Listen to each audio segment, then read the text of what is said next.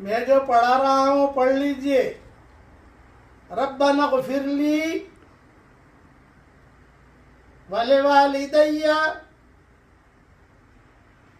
वलिलमुमिनीना यौमा यक़ूमुल हिसाब।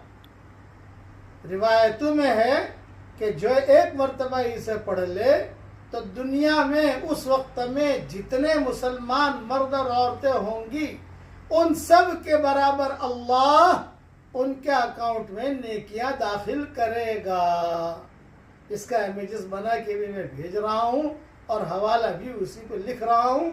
मेरी जो किताब छपती है उसमें सबसे पहले मैं ये दुआ लिखवाता हूँ हवाले के साथ, कम से कम अकाउंट में नेकियां तो आ जावे, ताकि हशर के मैदान में ये नेकियों का हमें फ़ायदा हो। अल्लाह ताला हम सबको दोनों जहां की